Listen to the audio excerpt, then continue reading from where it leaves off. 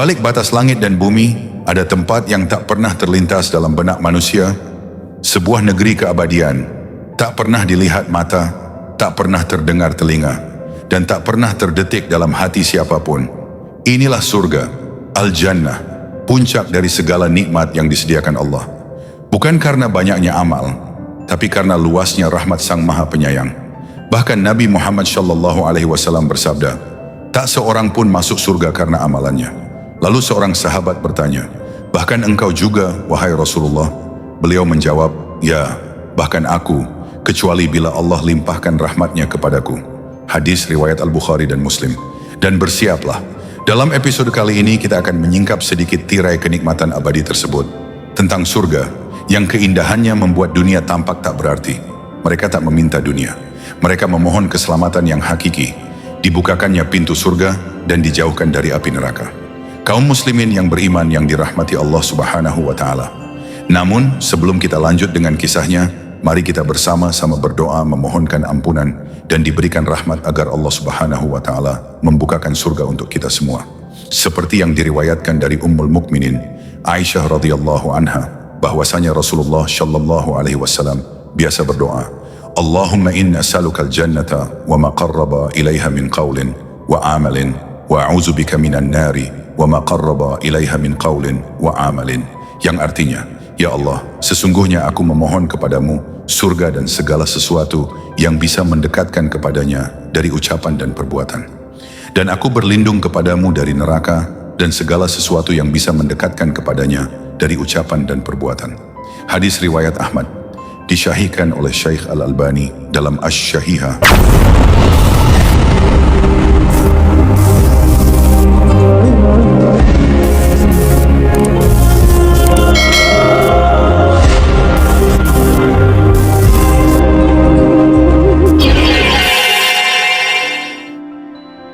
Di dalam surga tumbuh pohon-pohon yang rindang dan buah-buahan yang menggoda selera. Buahnya dapat dipetik dari dekat, tanpa harus bersusah payah. Ada kurma yang ranum, delima yang merah merekah, dan aneka buah lainnya yang tak pernah habis dan tak pernah terlarang untuk dinikmati. Di antara taman-taman itu, terdapat pohon bidara yang tak berduri, pohon pisang yang tersusun rapi buahnya, serta buah-buahan melimpah yang terus-menerus berbuah. Para penghuninya bertelekan di atas permadani mewah, berlapis sutera halus, bersandar santai menikmati keabadian. Di surga itu juga mengalir sungai-sungai jernih dari bawah istana-istana megah yang penuh cahaya. Sungai-sungai itu tidak hanya dari air, tapi juga dari susu, madu, dan khamar yang tak memabukkan. Sebuah keindahan abadi yang tak tergambarkan oleh akal manusia. Mereka duduk saling berhadapan di atas takhta-takhta kebesaran, dipan-dipan yang bertahtakan emas dan permata, menikmati kedamaian tanpa rasa khawatir atau duka. Di sisi mereka, tampak bidadari-bidadari yang jelita, putih bersih, terjaga dalam kemuliaan dan kesucian. Mereka dipingit dalam keindahan, diciptakan khusus sebagai anugerah yang menyenangkan hati para penghuni surga. Luas surga itu tak terbayangkan oleh akal, membentang sejauh langit dan bumi, tak terhingga bagi siapapun yang beriman dan bertakwa. Dan di dalamnya terdapat tingkatan-tingkatan kemuliaan. 100 derajat yang disediakan bagi para penghuni surga. Setiap derajatnya dipenuhi dengan kenikmatan yang semakin agung dan tak terbayangkan oleh hati manusia.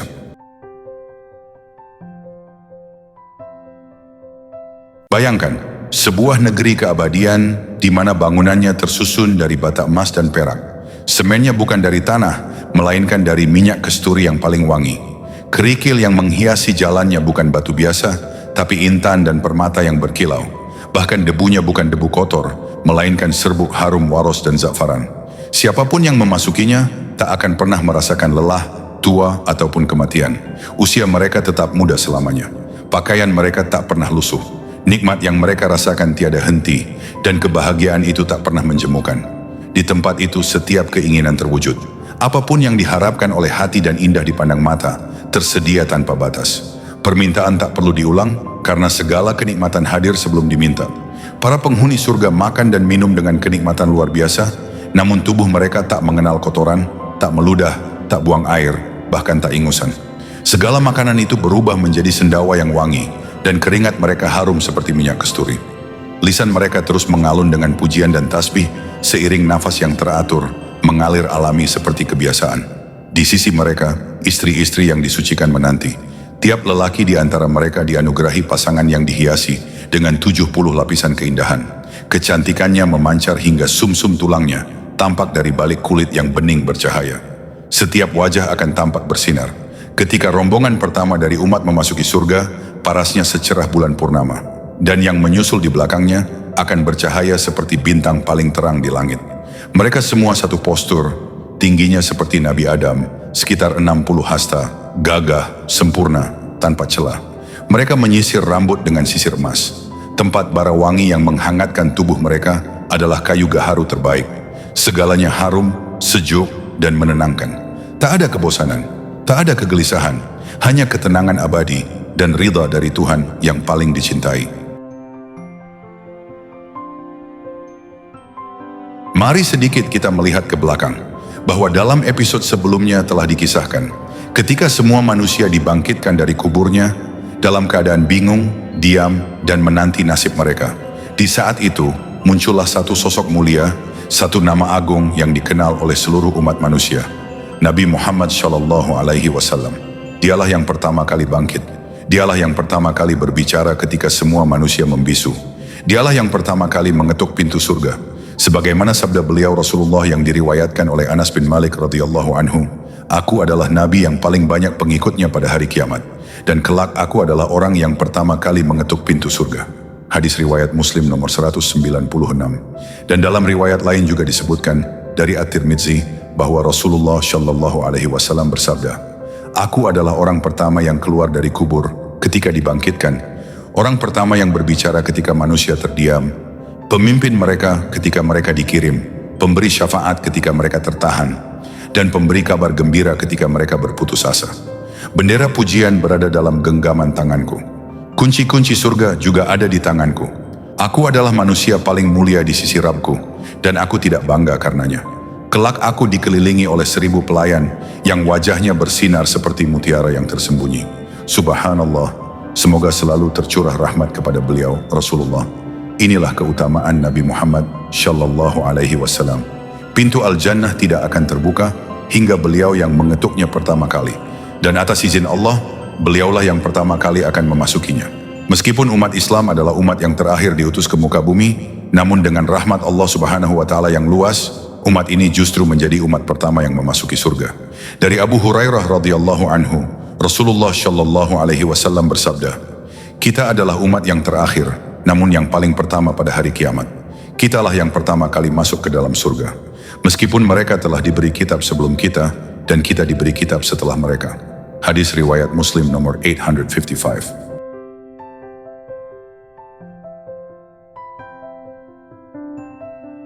Tak hanya menjadi yang pertama masuk surga, umat Islam pun akan ditampakkan dalam rupa yang begitu indah dan mempesona.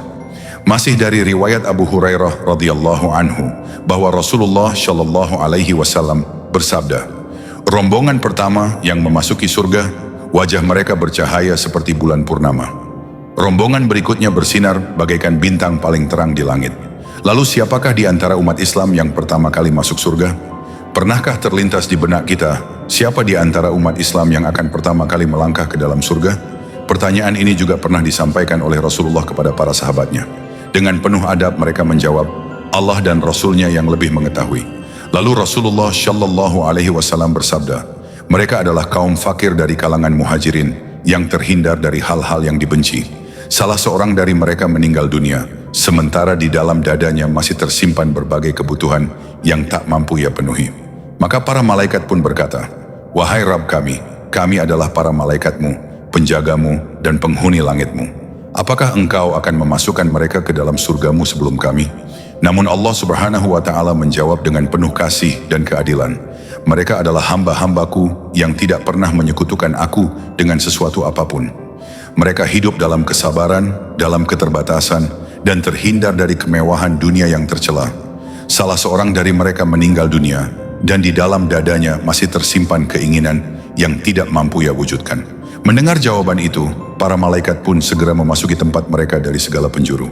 Mereka berkata dengan penuh hormat, 'Salam sejahtera atas kalian, karena kesabaran kalian. Maka alangkah baiknya tempat kesudahan ini.' Hadis riwayat Ahmad dan At-Tabarani dari Abdullah bin Umar radhiyallahu anhuma.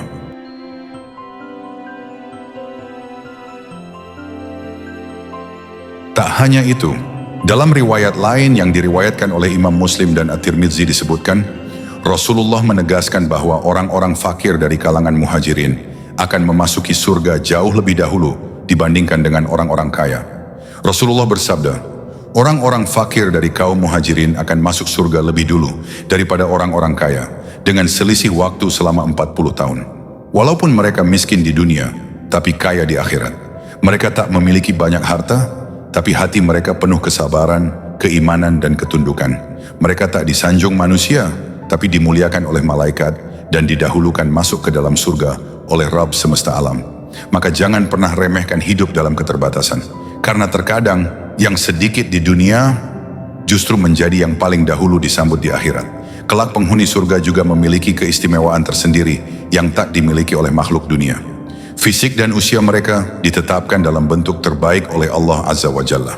Pertama, mereka berperawakan seperti Nabi Adam alaihissalam, tinggi dan gagah. Kedua, mereka masuk surga dalam keadaan usia muda dan sempurna, yakni usia terbaik bagi manusia. Dari Syahr bin Hausyab radhiyallahu anhu, Rasulullah bersabda, penghuni surga akan masuk dalam keadaan rambut pendek, jenggot belum tumbuh, mata mereka bercelak, dan usia mereka antara 30 atau 33 tahun. Surga memiliki 8 pintu yang megah. Masing-masing disiapkan untuk hamba-hamba pilihan, sesuai dengan amalan terbaik mereka di dunia. Di antara pintu-pintu itu, ada satu yang disebut Ar-Rayyan, pintu istimewa yang hanya diperuntukkan bagi mereka yang teguh dalam berpuasa. Tak seorang pun selain mereka yang boleh melewatinya. Setiap amal memiliki gerbangnya sendiri. Ada pintu khusus bagi orang-orang yang gemar bersedekah. Ada pula pintu yang disediakan bagi mereka yang menjaga salat, berjuang di jalan Allah, dan mereka yang terbiasa menahan diri melalui puasa. Para penghuni surga akan dipanggil satu persatu, sesuai dengan amal unggulannya. Hingga ada di antara mereka yang begitu istimewa, hingga dipanggil dari semua pintu sekaligus. Suatu kehormatan yang hanya Allah berikan kepada hamba-hamba yang paling dicintainya. Namun pintu-pintu itu tak akan terbuka begitu saja. Pada hari kiamat kelak, tak seorang pun akan memasukinya sebelum Nabi Muhammad Rasulullah SAW mengetuk dan menjadi yang pertama memasukinya. Sebuah kehormatan agung yang Allah Subhanahu wa Ta'ala anugerahkan kepada beliau sebagai pemimpin umat manusia. Surga tingkatan pertama, yaitu surga Firdaus, adalah surga tertinggi. Di antara tingkatan-tingkatan surga lainnya, surga Firdaus adalah tingkatan tertinggi dan paling mulia. Ia diperuntukkan bagi mereka yang benar-benar menjaga kualitas ibadahnya. Mereka yang khusyuk dalam salat, meninggalkan hal sia-sia, senantiasa menunaikan zakat, menjaga kehormatan diri, amanah dalam janji, dan tak pernah lalai dalam menjaga salatnya, baik yang fardu maupun yang sunnah. Mereka inilah pewaris surga Firdaus. Mereka akan tinggal di dalamnya, kekal, menikmati setiap kenikmatan yang tiada akhir. Tingkatan kedua, yaitu surga Adnan. Setelah Firdaus ada surga Aden, sebuah tempat tinggal yang penuh kemuliaan dan keabadian. Surga ini disiapkan bagi mereka yang bertakwa, yaitu orang-orang yang menjadikan Allah sebagai satu-satunya tujuan dalam hidupnya, serta menjauhkan diri dari dosa dan maksiat. Mereka adalah hamba-hamba yang hatinya selalu terikat pada kebaikan dan kehidupannya dihiasi dengan keimanan dan amal saleh. Penghuni surga Aden adalah orang-orang yang tak hanya baik secara lahir, tapi juga bersih secara batin. Mereka sabar menghadapi ujian hidup, mendirikan salat dengan khusyuk, gemar bersedekah baik secara diam-diam maupun terang-terangan, serta membalas kejahatan dengan kebaikan. Mereka adalah jiwa-jiwa tangguh yang tak gentar dalam menyambut keridhaan Tuhannya. Surga ini dipenuhi dengan keindahan yang tak terbayangkan. Sungai-sungai mengalir di bawahnya, memberi ketenangan dan kesejukan abadi. Di dalamnya tersedia segala yang diinginkan hati, tak ada yang tak bisa mereka miliki. Penghuni surga Aden juga akan dihiasi dengan gelang-gelang emas dan mutiara, serta dibalut dengan pakaian dari sutra yang lembut dan mewah. Mereka tidak sendiri. Keluarga mereka yang saleh, ayah, istri, anak, dan keturunan akan dikumpulkan bersama mereka. Malaikat pun akan datang menyambut dan mengucapkan salam dari setiap pintu sebagai bentuk penghormatan atas kesabaran dan kebaikan mereka di dunia. Inilah balasan terbaik untuk mereka yang hidupnya penuh pengorbanan demi menggapai keridhaan Sang Pencipta.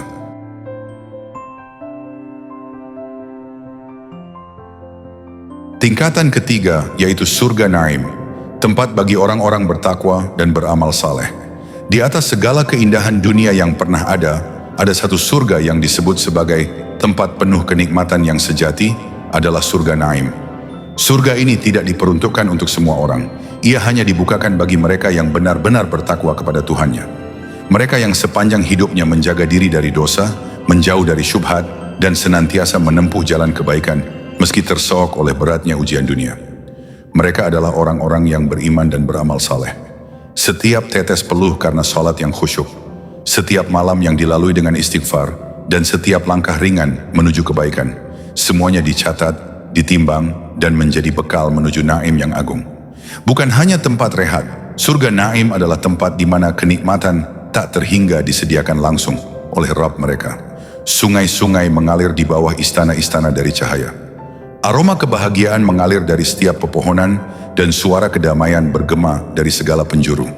Orang-orang yang masuk ke dalamnya tidak hanya dimuliakan karena amal mereka, tapi juga karena petunjuk dari Allah yang membimbing hati mereka di dunia. Petunjuk yang membuat mereka tetap teguh saat di dunia penuh dengan godaan. Petunjuk yang membuat mereka tetap lurus ketika banyak yang tergelincir. Dan kelak, ketika bumi telah dilipat, ketika semua urusan telah diputuskan, kuasa kembali hanya kepada Allah, mereka itulah yang akan berdiri dengan wajah berseri, lalu diseru untuk masuk ke dalam surga Naim, tempat mereka selamanya dimuliakan dan dilimpahi kenikmatan yang tak pernah habis. Kemudian terbentanglah di hadapan mereka sebuah taman keempat yang tak kalah menakjubkan. Inilah surga Mawa. Surga ini terbuat dari jamrud hijau, cahaya lembutnya seolah menyejukkan mata dan menenangkan jiwa. Di sanalah tempat kediaman bagi jiwa-jiwa yang bertakwa, yang sepanjang hidupnya menjaga diri dari murka Allah dan menapaki jalan ketaatan dalam diam dan kesetiaan. Mereka adalah orang-orang yang tidak hanya percaya, tapi juga membuktikan keimanannya dengan amal-amal yang saleh. Hati mereka tunduk pada kebesaran Sang Pencipta, dan mereka memilih untuk mengekang hawa nafsu meski godaan dunia datang bertubi-tubi. Di saat banyak orang terjatuh dalam syahwat, mereka berdiri teguh, menolak bisikan sesaat demi kehidupan abadi di akhirat. Disinilah tempat pulang bagi mereka, sebuah taman yang teduh, damai, dan kekal. Di dekatnya terhampar ketenangan hakiki, sebuah tempat tinggal yang layak bagi jiwa-jiwa yang selamat. Namun perjalanan belum berakhir, masih ada kediaman abadi yang menanti hamba-hamba pilihan di sisi Tuhan. Tempat yang tidak hanya dihiasi oleh keindahan, tetapi dipenuhi oleh makna terdalam dari sebuah keselamatan. Inilah tingkatan surga kelima dan keenam, kediaman mulia bagi mereka yang berjalan tegak dalam iman dan amal. Surga Darussalam adalah sebuah tempat yang damai, tenang, dan penuh keselamatan. Disinilah kedamaian sejati bersemayam, bukan sekadar bebas dari penderitaan, tapi hadirnya ketentraman yang melingkupi seluruh jiwa. Penghuninya adalah mereka yang telah menguatkan bangunan imannya, memperhatikan setiap pesan ilahi dalam ayat-ayat suci, dan terus berusaha meniti jalan yang lurus. Hati mereka tidak mudah goyah oleh gemerlap dunia. Langkah mereka tidak berpaling dari kebenaran, dan amal mereka terus mengalir seperti sungai yang jernih menuju samudra ridhanya.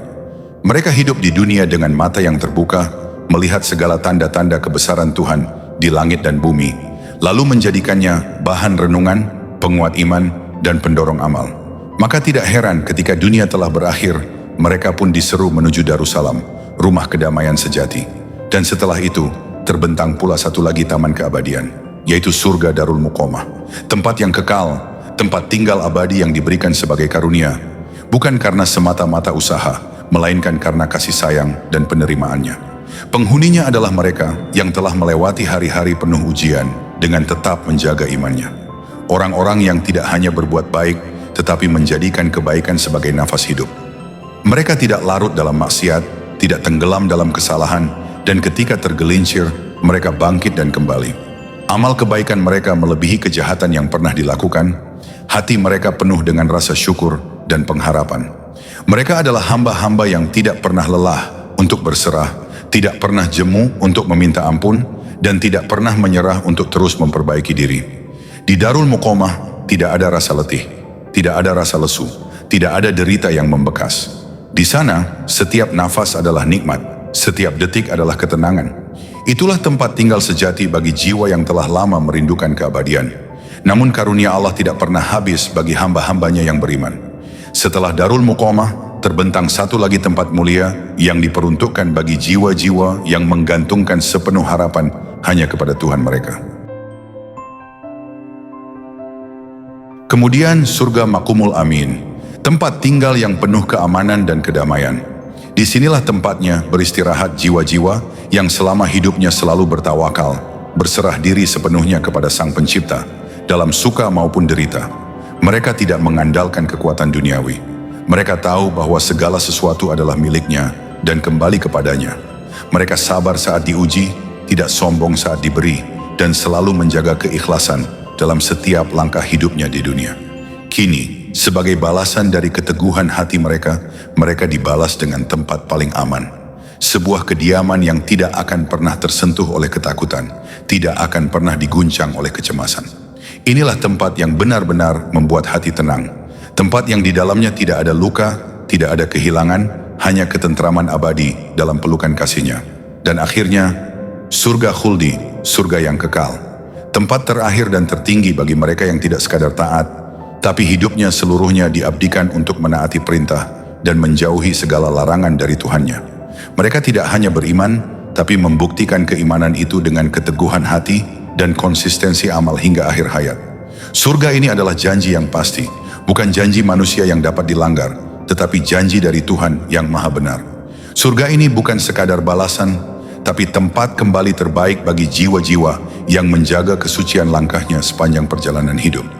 Surga khuldi adalah rumah bagi para hamba pilihan. Di sana mereka hidup dalam keabadian. Tiada kematian, tiada perpisahan, hanya kenikmatan yang terus bertambah hari demi hari selama-lamanya. Dan itulah balasan yang sepadan bagi mereka yang menjadikan hidup di dunia sebagai ladang ketaatan. Dengan ini, kedelapan pintu surga telah terbuka dalam kisah ini. Tinggal bagaimana setiap dari kita meniti jalan menuju salah satunya. Semoga Allah menjadikan kita termasuk di antara para penghuninya. Dan dari segala kenikmatan yang dijanjikan di surga, istana yang megah, sungai-sungai yang mengalir, buah-buahan lezat yang tak pernah habis, dan bidadari yang menawan, ada satu kenikmatan yang paling agung, yang paling dirindukan oleh para penghuni surga, memandang langsung wajah Allah Subhanahu wa Ta'ala. Rasulullah Shallallahu Alaihi Wasallam bersabda, apabila penduduk surga telah masuk ke dalam surga, Allah berfirman, apakah kalian menginginkan sesuatu yang akan aku tambahkan untuk kalian? Maka mereka berkata, bukankah engkau telah menjadikan wajah kami berseri? Bukankah engkau telah memasukkan kami ke surga dan menyelamatkan kami dari neraka? Lalu Allah membuka hijabnya. Maka tidak ada sesuatu pun yang diberikan kepada mereka yang lebih mereka cintai selain dari melihat kepada Rabb mereka. Hadis riwayat Muslim. Itulah puncak agung dari segala kenikmatan. Itulah saat yang membuat para penghuni surga terdiam dalam sujud kekaguman. Karena di sanalah untuk pertama kalinya mereka memandang dengan penuh cinta kepada wajah Tuhan mereka. Yang selama ini mereka sembah dalam sujud, mereka rindukan dalam doa, dan mereka imani meski belum pernah melihatnya. Demikianlah sekelumit tentang surga dan sebagian dari kenikmatan agung di dalamnya. Tentu saja, apa yang kami sampaikan ini hanya serpihan kecil dari keindahan surga yang hakiki. Karena tak ada pena yang mampu menuliskan dan tak ada lisan yang mampu menggambarkan secara sempurna tentang negeri abadi itu. Semoga Allah Ta'ala memasukkan kita semua ke dalam surganya, dan semoga Allah mengaruniakan kepada kita kenikmatan yang paling mulia, memandang wajahnya yang maha mulia. Amin. Wallahu a'lam bisyawab. Begitulah gambaran 8 tingkatan surga. Tempat-tempat mulia yang tidak hanya dijanjikan, tapi telah Allah siapkan. Untuk hamba-hamba yang membuktikan cintanya dengan amal, yang merangkak dalam sabar, menangis dalam sujud, dan tak pernah menyerah dalam taat. Bukan sekadar nama-nama yang indah, tetapi kediaman abadi yang disiapkan Allah untuk jiwa-jiwa yang menjaga dirinya di dunia fana, agar kelak hidup di negeri kekal yang tiada derita. Dalam hati, coba kita bertanya, tidakkah kita rindu pada rumah yang tak ada lagi air mata, pada pelukan kedamaian yang tak bertepi, pada perjumpaan dengan Allah yang tak tertandingi? Maka, mulai sekarang jangan remehkan satu amal pun, satu istighfar, satu sedekah diam-diam, satu rakaat yang ditunaikan di sepertiga malam. Bisa jadi itu yang mengantar kita ke surga tertinggi, karena rahmatnya lebih luas dari dosa-dosa kita, dan janjinya lebih dekat dari bayangan kita. Lalu, jika kisah ini membuat hatimu bergetar, Jangan biarkan ia berhenti di sini. Bagikan kepada orang-orang yang kau sayangi. Siapa tahu, dari satu klik, Allah akan mencatatkan amal jariah. Dan kita semua dipertemukan kembali di surga yang dijanjikan. Jangan lupa untuk menyukai video ini, berikan komentar sebagai bentuk doa, dan tekan tombol subscribe sebagai tanda bahwa kau ingin terus berjalan bersama kami dalam kisah-kisah akhirat yang menghidupkan jiwa. Terima kasih telah menyimak sampai akhir. Semoga setiap detik waktumu menjadi saksi bahwa engkau sedang menanam bekal untuk negeri abadi. Sampai jumpa di kisah selanjutnya. Wassalamualaikum warahmatullahi wabarakatuh.